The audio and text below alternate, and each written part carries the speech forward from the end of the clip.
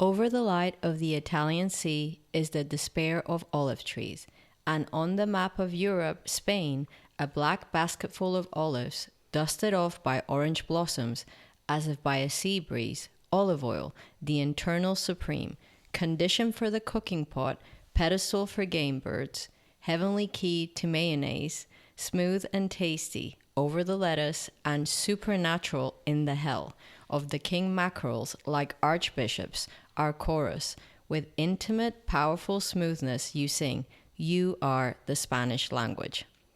Laura, beautiful poem written by Pablo Neruda, born 1904 to 1973. That was written in 1956. He won a Nobel Prize in Literature in 1971, just before he passed. He was Chilean, lived in Spain for a number of years. And that's Ode to Olive Oil, which is, I think, the title of today's podcast. Awesome. So welcome, everyone, to episode 4. We are your co-host, Nalini Sharma. And Laura Senior Garcia. It is absolutely delightful to be here with you again. And thank you so much for all the interactions and the audience, basically, that, dialed in, you could say, to listen to our first few podcast episodes. We are really, really happy to be here with you again today, discussing the wonders of not just olives, but olive oil and everything olives. Everything olives. Now, Spain is the world's largest producer, first of all, of olive oil. About 50% of olive oil production, export comes from this country, which maybe I sort of knew that, but that's a huge number. I think I read between 40 and 50%. Yeah. The way that I saw it described is basically every one olive, if you say 2 bottles of olive oil, every one from 2 that you pick up around the world is made from Spanish olives. Yeah, which is, a fantastic number. I love olives. I've always loved olives. And I think the world actually loves olives because you can go into almost any, I would say, market, whether you're here in Europe or you're in Canada or America, and there will be an olive bar.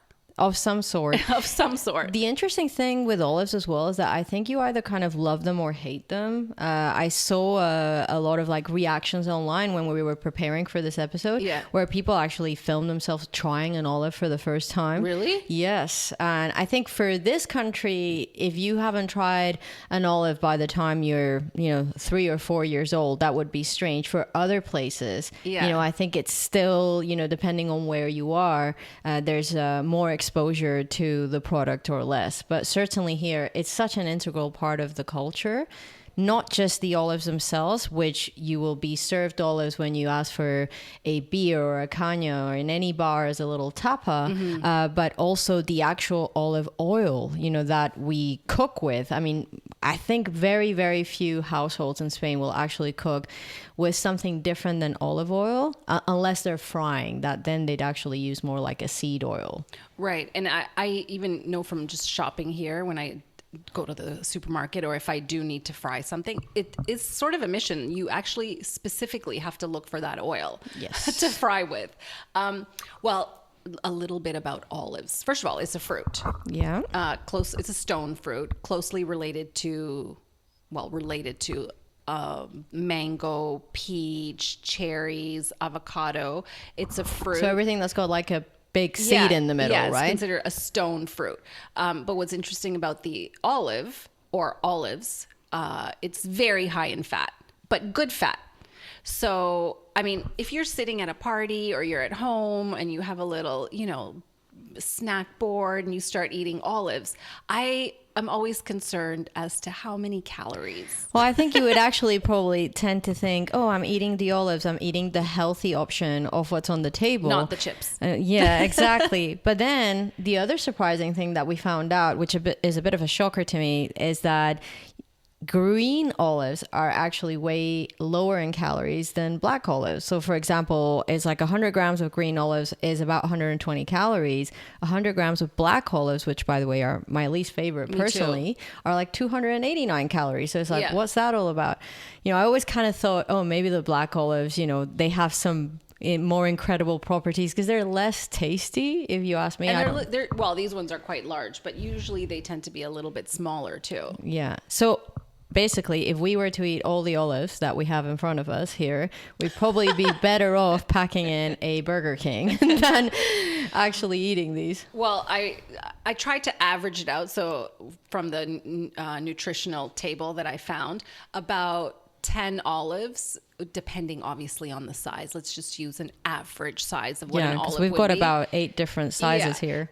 10 olives equals about 60 calories. Wow. But it's 80% water, which I didn't know. I thought it would be mostly fat. In my head, when I eat them, I just think like, oh no, the green just like it evens everything out and, just kind of like forget the calories. So afterwards, we'll try some of the olives and we'll try the wonderful drink that we have here. But what's one of the reasons that kind of drove you or led you to want to discuss olives and olive oil in today's episode? What do you think was surprising to you as someone who's not from Spain, the culture around the olives and the olive oil here? Well, I wouldn't say I'm a foodie, but I find food history very interesting. And when you sort of start researching olives, what you do find is that ancient civilizations, I mean, I'm not a historian, this is just research that I've done, but they were the most successful ancient civilizations, from the Greeks to the Moors.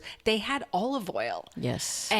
But they didn't use it first in food. They used it for electricity, not electricity, but for lighting their lamps, and for heat. Fuel, yes, fuel. Imagine.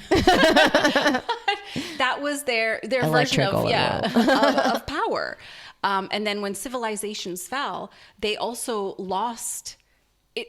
It coincided with them losing their olive production. Or if there was a war, often they would destroy their olive trees because you would destroy their source of fuel. Yes. That's amazing. So a couple of facts that actually I thought were really interesting. So a lot of the olive trees that we call millenary here, or that milenario, which are thousands of years old, you can find trees in this country that are over 1,500 years old. Well, and they were kind of relating it to the Roman Empire, going, imagine that you're going to see one of these trees and potentially there was a gladiator sitting underneath that tree. I mean, they were all the way back to the Roman Empire. They were here. And interestingly enough, and we'll talk about olive oil in a little bit, there are some olive oils that are very exclusive that are sold here in Spain that are made from those several thousand-year-old trees. Yeah.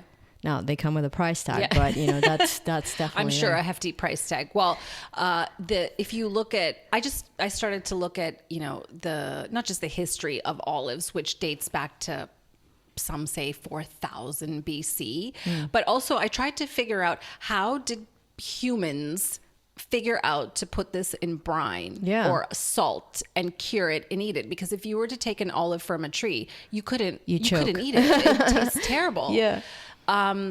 They think there's no definitive answer, but historians have said possibly that some olives might have fallen into seawater. I can believe and that they were just in the seawater and somebody picked it up and said, hey, this is edible. This is pretty good. Yeah. So, and it's funny historically how many of these things do happen by mistake. Exactly. It's like you don't really come out and go, okay, I'm going to put this olive, with salt and, water, and, it actually happens by mistake, because if not, like you said, it would be very hard to get to that edible olive. Right. And there's honestly they cannot really discover. All they know that it is ancient. It was, it's, native to the Mediterranean region. So you've got Palestine, you have Israel, you have... It's a huge part of the huge, Mediterranean culture. Yeah, that where olives originated, have been cultivated, and they're just such an integral part of the daily life. And when I see an olive tree, every tree is different. Every tree. I have several in my garden. Yep. And I love them. I get so upset when the gardener comes to cut the top, but you have to cut the top to kind of keep it in shape. Yeah. I love them. It's kind of good for the tree as well. Also, I read that, interestingly enough, some ancient civilizations used to use the olive oil to bathe in it. Oh, well, I see people, they're olive oil beauty products. People put it on their Tons of them. hands. Yeah. People take a shot in the morning for And health we tried benefits. that. We'll talk about that in a moment. Yeah. I wanted to mention the UN symbol. Did you know that those are 2 olive branches? I did know. And like usually also the olive branches tied with the pigeon is like a sign of peace. In the American, sorry. Oh, Rosie, I have to do a pickup. It's all right. I can hear you bungle. Oh, sorry. That's all right. Sorry. I didn't want to ruin the audio. Okay, can I just do a pickup? Yeah, of course. Okay, wait. I just didn't want to continue like that. Yeah. So No, I'll hold it. Okay.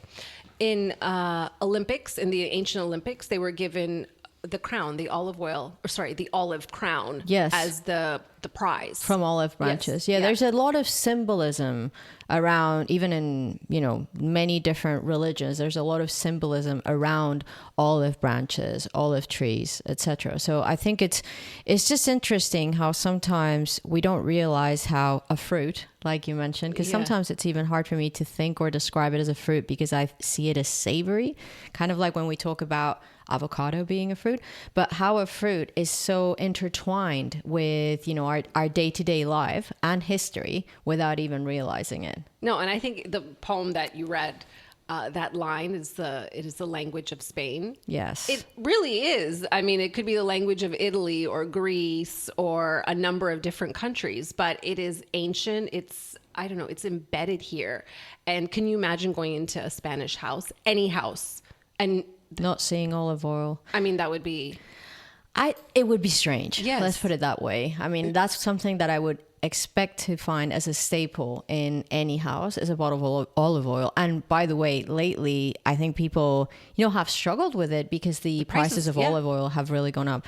So we talked gold. Exactly. Liquid gold. So we've talked a little bit about the fruit itself. Mm-hmm. Let's talk about olive oil and the experience that we had getting to learn more about olive oil. We've got some of these beautiful olive oils here. So do you want to tell us a little bit about where we visited and some fun facts around that? We went to, we drove to Alcoy, which actually is a really beautiful drive. It's a bit far from where we are, about an hour, but it's really pretty. It's actually a really nice drive. And the name of this place is Masía el Altet. Masía el Altet, yes. What does that translate into? Masía is like a finca or a house, but usually in Masía you are either producing something in it or there's an older kind of infrastructure there. So it's not a farm, but Masía is usually like an older house that with more history. You wouldn't call it Masía like a new construction, if you see what I mean. And the Altet is the elevation. I am not sure about that. Maybe it is Altet as in alto, like high. Yeah. Maybe it is that, but I'm not actually sure where the name comes from. I think I read that on their website. Okay. But we went there. Mm-hmm. It is when you enter into the property, it is a private home. It is not open to the public, although we were told that people do show up. See the sign and think that they can buy olive oil or take a tour. There is no tour to be had. We called ahead and he was very accommodating. And I have to say, shout out to Jorge, if he's hearing this, but it is, he did a wonderful job and it was a real surprise because when we called to ask if we could go visit, they actually said, you'll have to talk to Jorge for that. But they didn't actually say who Jorge was. No. So we just showed up there and then one nice gentleman that was on his tractor coming back from actually cleaning out the fields said, okay, you must be here for Jorge. And we're like, yeah, I guess. So it's like he's on the way. Okay. So, we kind of show up to this beautiful mansion. We're trying to look for quote unquote the shop or a door but it's something. Their house. Yes. And we're rattling doors. and then Jorge shows up, who's again lovely gentleman, and he is the son of the owners and the people who started Masía el Altet. The reason why we wanted to go to Masía el Altet, I mentioned to Nalini a while back that, look, I tasted this olive oil in a restaurant a while ago. It's a really delicious olive oil, and it's not far from here, so we should go visit. Unbeknownst to us, actually, Masía el Altet doesn't sell a lot of their olive oil here in Spain anymore. That's why I haven't actually been able to find it in supermarkets or even see it in many restaurants for a long time. So can you share with our wonderful audience the percentage of their oil that goes to somewhere else? What did he say it was about 80%? I think he said 40% to Japan, but 80% outside of Spain. So I think 40% of the export was to Japan, which blew me away. But he said the Japanese are obsessed with quality and they want the best of the best. Yes. And he also said that it's the only place that they actually sell it here. I think you said El Corte Inglés, and another a shop. Gourmet store in Alicante somewhere. So El Corte Inglés and this little gourmet store. Interestingly enough, I don't even think it's that expensive for the quality of olive oil it is, but obviously what he was sharing with us is that their price point does attract, or it's more accepted in a foreign market such as Japan. Again, going back to the quality, it's interesting that in our episode about Loewe, we talked about how the Japanese really like that brand. They also are super interested in the olive oil and the jamon. And one of the things that I definitely saw while I was there last time is there is a fascination with the Spanish culture, with Spain, with, it's very interesting. It's very interesting. So he actually was telling us that they send some of the best samples and then they pick which one of the tanks they actually want to purchase. Because the other thing about the production that we had no idea about before visiting is they actually pick by day. So like this day is when these olives were picked, when they were produced goes into this tank. So each tank is a day. And I think they said they produce about 100,000 bottles of olive oil per year. Yeah, and it's, I mean, he explained the fact that where they are in Alcoy, they're in a microclimate. So they're about 800 to 900 meters above sea level. But then they get the breeze from the sea as well. So he made a funny joke that you could be on the beach. He could go to the beach and be having a beer, in the sunshine, and then drive up to the production facility and it's cold.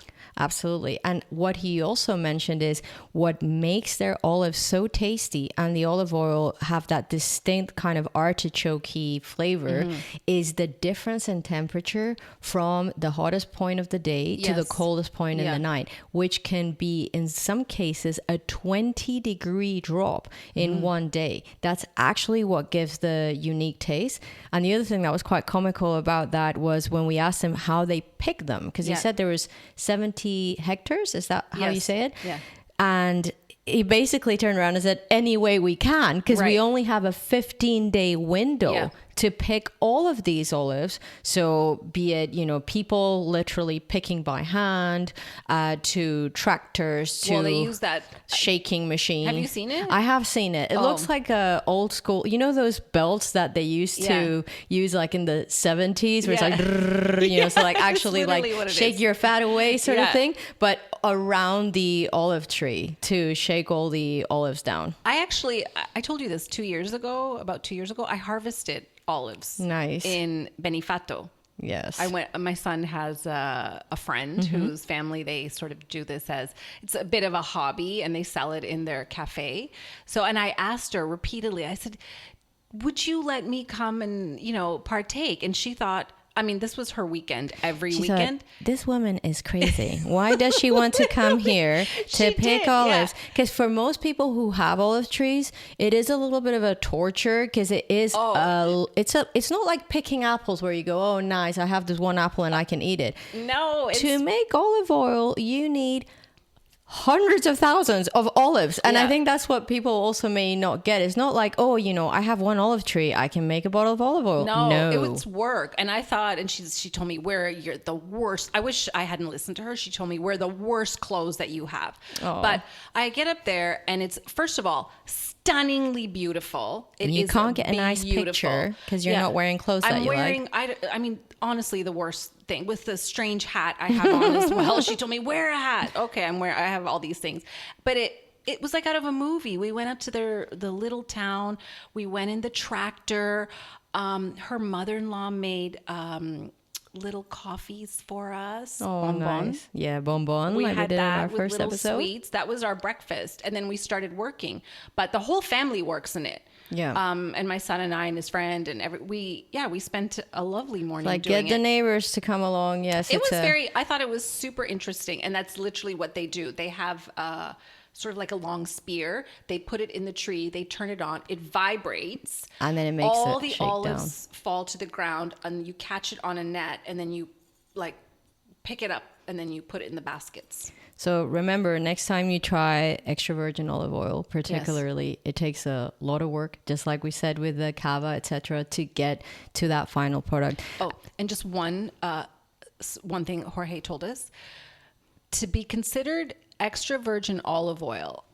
This is from the Council of Olive Oil, which I guess is a thing.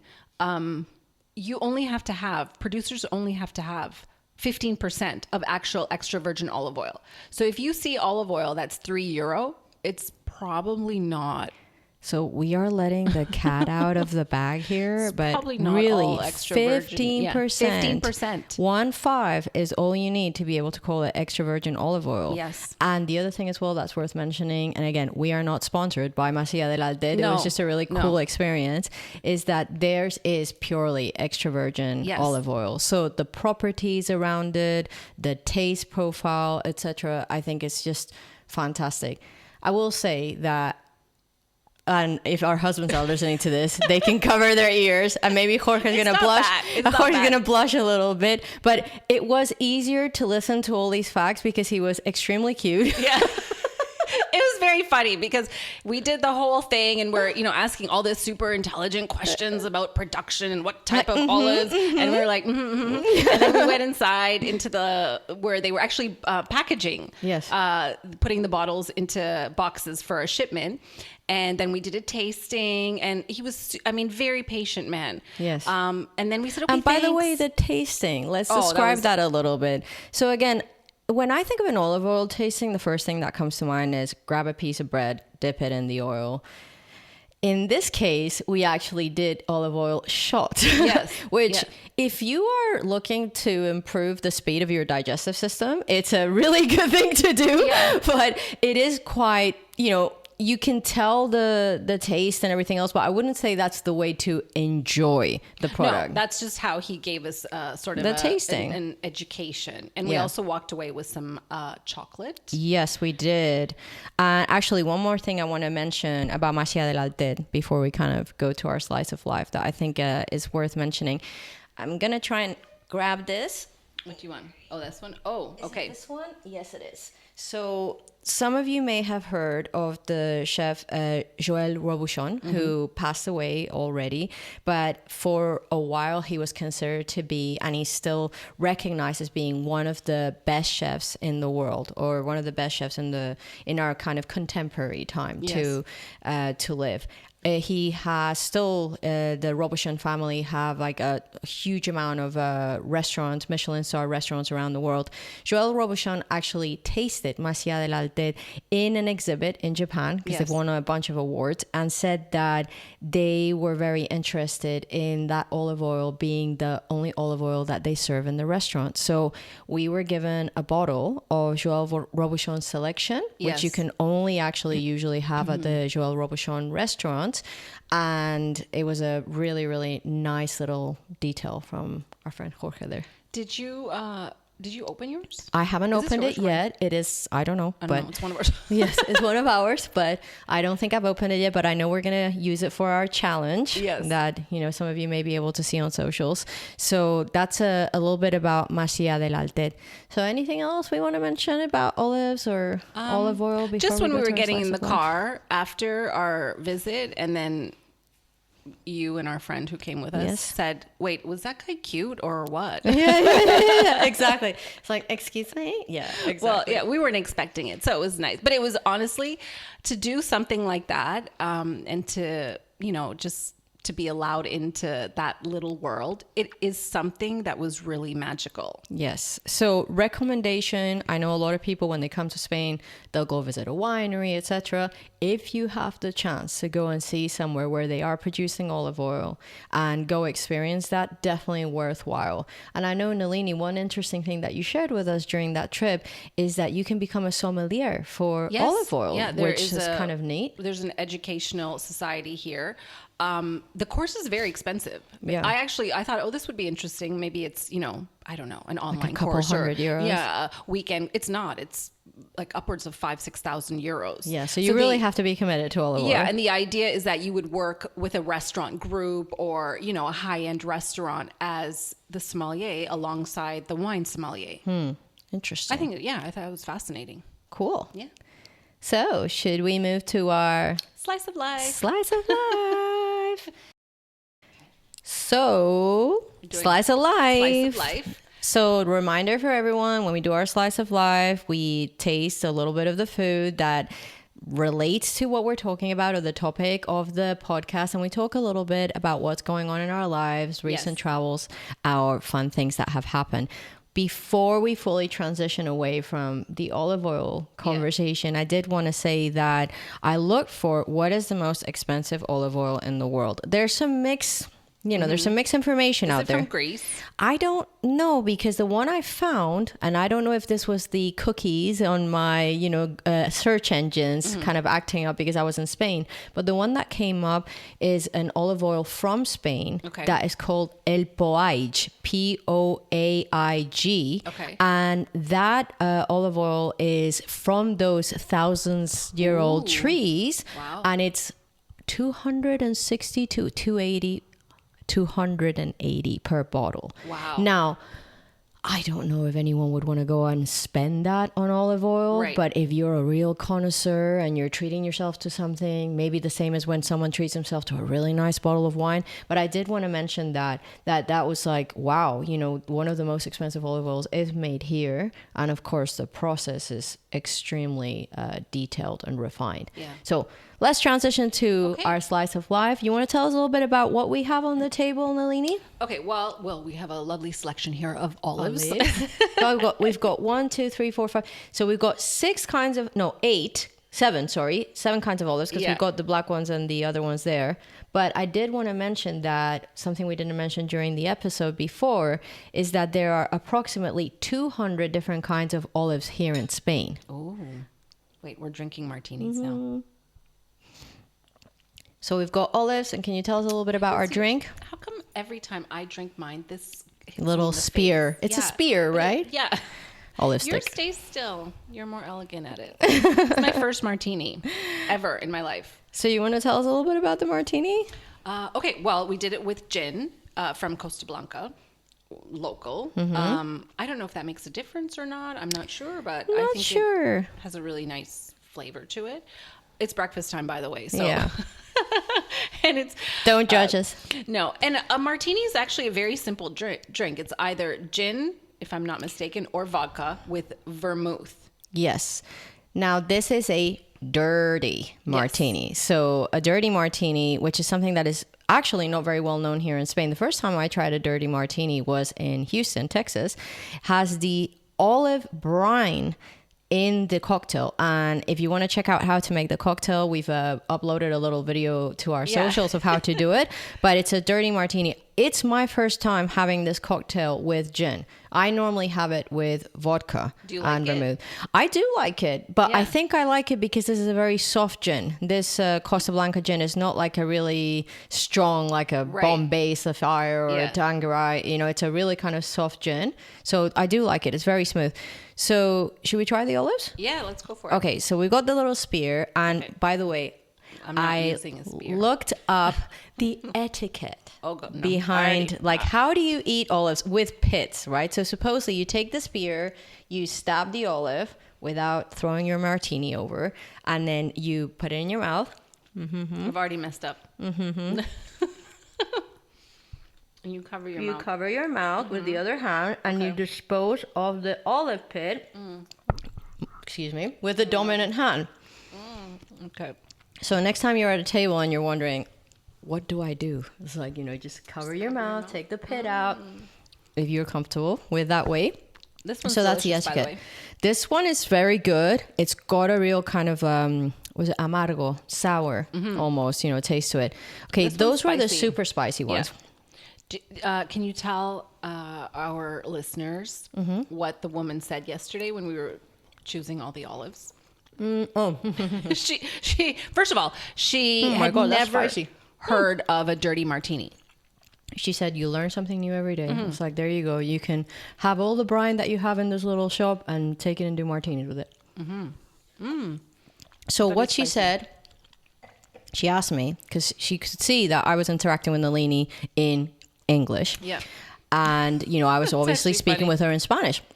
And she turned around to me and said, what are you buying all these olives for? It's like, oh, we're actually like, oh, no, I was asking you because if you're doing a party for English people, like I need to give you the softer ones because they don't usually like the stronger ones. I'm like, okay. So lovely. And by the way, when you go to the local markets, most markets will have some kind of little stall that sells olives and nuts, etc. And they are very willing to let you taste them as well. You know what? She was so helpful. And Yes. I think she was excited that we were actually asking questions like, what's this? What's this one? And I mean, I'm assuming that if she's working there, she has to have a wealth of knowledge. And they want to share it with you. So yeah, I would recommend or suggest that if you do go to a market and there are olives, ask for a sample and ask questions, because first of all, you'll know what you like. And then the owner, they're so happy to interact and share their knowledge. Absolutely. Yeah. The one thing that I think is quite comical that just came to mind is, as you know, my daughter, Valentina, who is on the autism spectrum, olives are like one of her favorite things. So really? whenever we sit down at a restaurant, her mind directly goes to, we're at a restaurant, I can get She loves olives. olives. But the problem is that it doesn't matter what restaurant we're in, she wants the olives straight away. So she starts asking the waiter like, olivas, like, and sometimes at a Chinese restaurant, for example, they don't serve olives. So, it's quite interesting. Like, she relates restaurant/olives. So, Will you stab one of those? yes, the black ones? Yeah. Okay, so let's talk a little bit about recent travels. Okay. So, Nalini, why don't we start with you? You went to Morocco for the first time. We went a couple weeks ago to Tétouan. Oh, okay. I've been to Morocco before. We went to Casablanca and Rabat. This time we decided to go to Tétouan. It's a 55-minute flight from Alicante? From Alicante. Yeah. Unbelievable, 55-minute flight. It was interesting, but I am not going back. How come? What didn't you kind of vibe with? It was cold, which I knew it was going to be cold. So Yeah. that was fine. The hotel we stayed at, it is 5+ star. It is Yeah. spectacular hotel. The service is unreal. The food, everything. I just didn't like the vibe. The energy. I didn't like the energy. I found it a little bit of a manufactured area. Yeah. It honestly looked a lot like Albier. Structured for tourists, Yes. you could say. A lot of white Were you getting villas. heckled a lot when you went out on the street, like people trying to get you to buy stuff? Well, we decided to take a little day trip to the Blue City, Chef Shawan. Nice. Okay. And they told us at the hotel, we highly recommend it that you go. This was exactly what he said. It is about an hour drive on our national highway. And if you fly into Casablanca and you drive from there, you know that the roads are, they're crazy. When we got out of the airport, it's 10-15 minutes to the hotel and the roads are perfect. Wow. So I thought, Yeah, an hour, really great. hour on a national highway, it's going to be fantastic. The roads were fine, except for it's a winding road. Oh my goodness. Down, up mountains, down mountains. And our driver, lovely man, but thought that we needed endless endless family photos. So he would just stop and he would say, photo. And we're like, oh, okay, family photo. We have a lot of family photos. And we're all just standing there like this. And then he'd stop and be like, first door ever in this area. We're like, a door? Okay, let's get out. Look, beautiful view. Okay, let's get out. The hospitality he was He was fantastic. nice, right. The Blue City, I mean, it's blue, let's just say that. But I did not like the energy Okay. after I left. I actually felt trapped because it's a souk. Okay. Yeah. And their entrance points. And then to leave, we couldn't find the exit point. So they kept telling us, go here. And then we kept walking. We couldn't find it. And then go here. Couldn't find it.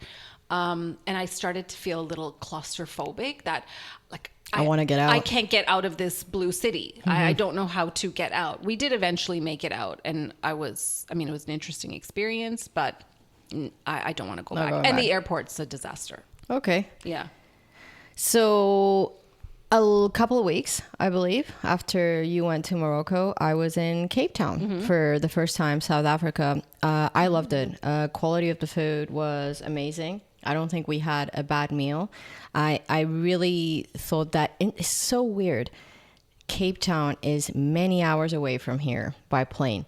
But when you're driving around, it actually reminded me a lot of here. The mountains look very similar, the kind of bush, the kind of trees. So it's strange how somewhere, so far away can look similar in a way. And I did find some things that I think are also relatable from a cultural standpoint. And the one thing that I absolutely loved about it, I love animals. I'm a sucker when it comes to little animals that, you can just see, especially in the wild. Yeah. Going to see the African penguins on the beach, because for some reason, in my ignorance, I thought that penguins lived, on ice or, in very cold temperatures.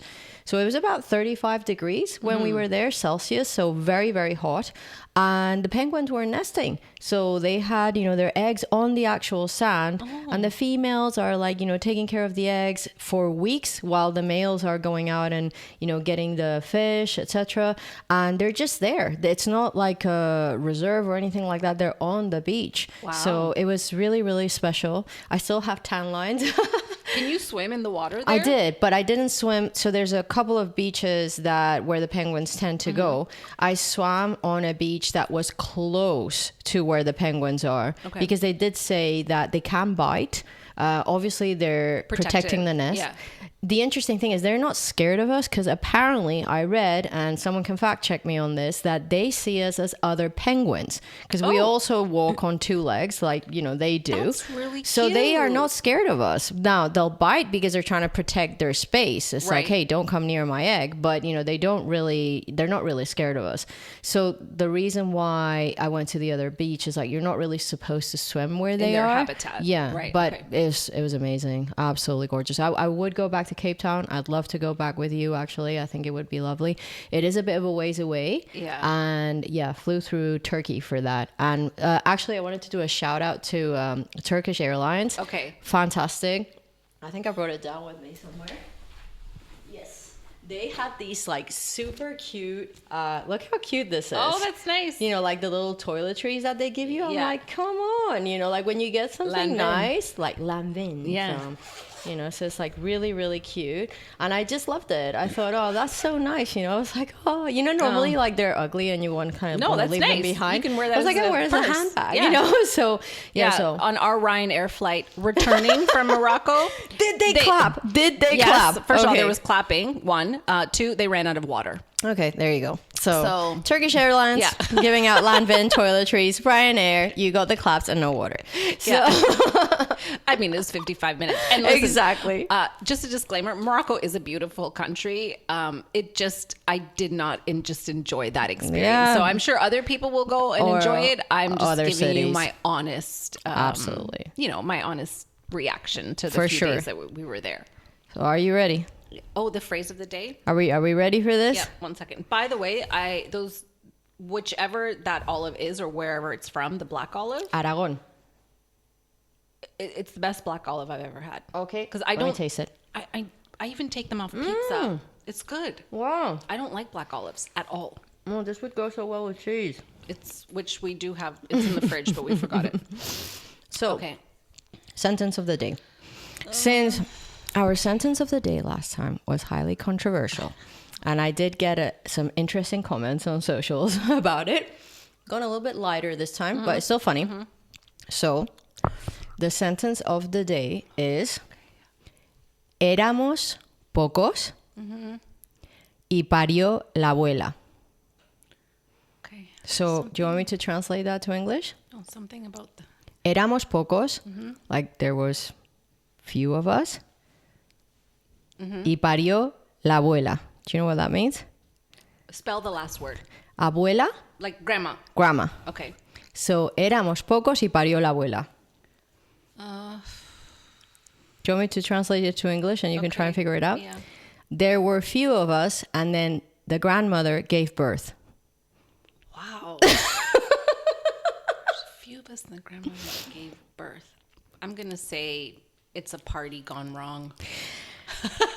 So something's not right there. So a couple of different interpretations of this sentence. Like when there's already things are not going great and it's like, oh my god, éramos pocos y parió la abuela, like now something else happened, or like you said, a party gone wrong, or maybe there's a few of you at like a small event and a bunch more people show up, or the people that you know, it's like, I like it. you know, éramos pocos y parió la abuela.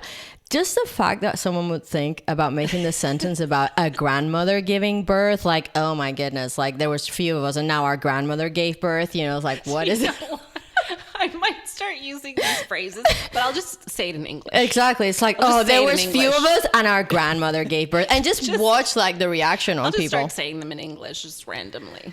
Okay, and since we've done the sentence of the day, coming up on our next episode, we are going to be talking about the unique, quirky, and beautiful town of Guadalest. So Oh, it's fun. That's a lot of fun. awesome. Thank you very much. Thanks.